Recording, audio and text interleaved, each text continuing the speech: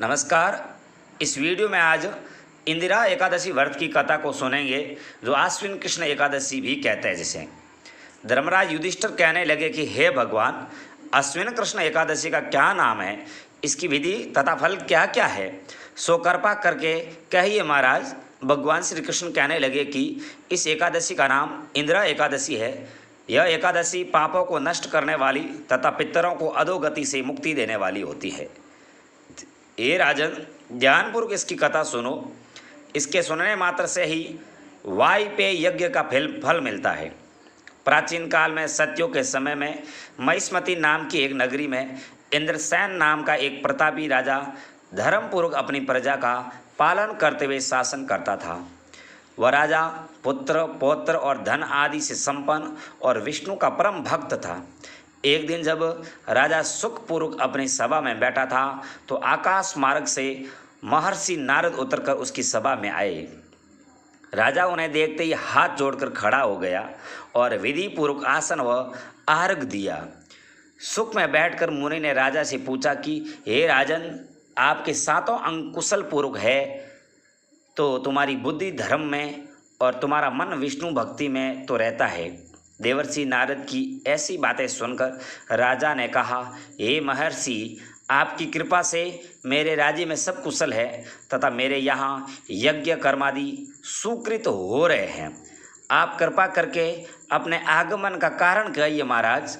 तब ऋषि कहने लगे कि हे राजन, आप आश्चर्य देने वाले मेरे वचनों को सुनो। मैं एक समय ब्रह्मलोक से यमलोक को गया।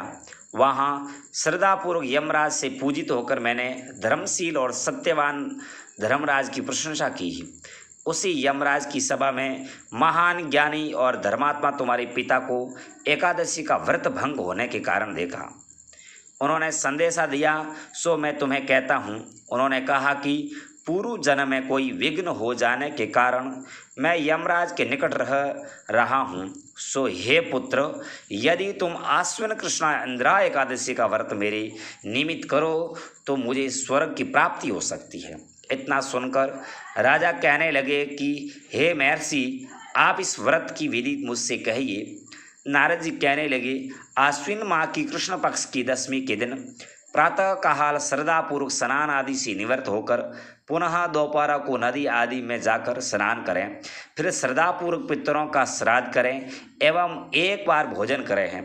प्रातः काल होने पर एकादशी के दिन दातून आदि करके स्नान करें हैं।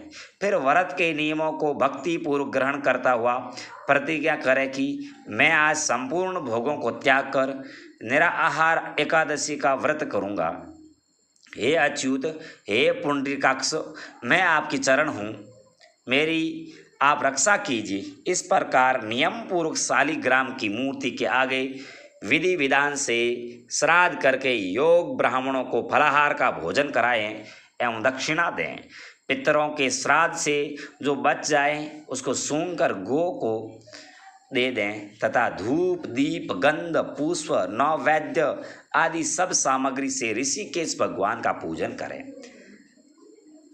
रात में भगवान के निकट जागरण करें। इसके पश्चात द्वादशी के दिन प्रातः काल होने पर भगवान का पूजन करके ब्राह्मणों को भोजन कराएं।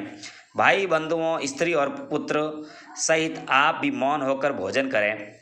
नारद जी कहने लगे कि हे राजन, इस विधि से यदि तुम आलस्य रहित होकर इस एकादशी का व्रत करोगे तो तुम्हारे पिता अवश्य ही स्वर्ग लोक को जाएंगे। इतना कहकर नारद जी अंतर ध्यान हो गए। नारद जी के कथानुसार राजा द्वारा अपने बांधवों तथा दासों सहित व्रत करने से आकाश से पुष्प वर्षा हुई और उस राजा का पिता गरुड़ पर चढ़कर विष्णु लोक को गया। राजा इंद्रसेन भी एकादशी के व्रत के प्रभाव से निष्कंटक राज्य करके अंत में अपने पुत्र को सिंहासन पर बैठाकर स्वर्ग लोक को गया। ये युधिष्ठिर, यह इंदिरा एकादशी के व्रत का महात्म्य मैंने तुमसे कहा।